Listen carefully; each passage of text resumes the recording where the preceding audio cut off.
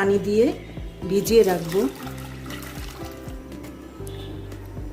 এই যে এরকম ব্লেন্ড হবে। আমি দিয়ে দিচ্ছি পেঁয়াজ কুচি, বেশ অনেকগুলো পেঁয়াজ কুচি দিতে হবে। দিয়ে দিচ্ছি লাল মরিচের গুঁড়ো স্বাদ মতো, আর দিয়ে দিচ্ছি সামান্য হলুদ গুঁড়ো, দিয়ে দিচ্ছি সামান্য জিরে গুঁড়ো। এবারে দিয়ে দিচ্ছি 1 চা চামচ আদা রসুন পেস্ট।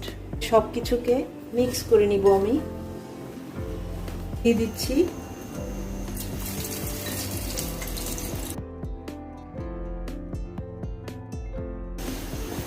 পেঁয়াজগুলো, আমি একটু উল্টে দিচ্ছি। আমি পেঁয়াজগুলো তুলে নিচ্ছি।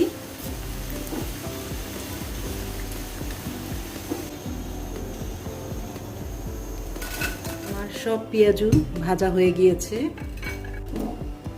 টমেটো কেচাপ দিয়ে এভাবে সার্ভ করুন।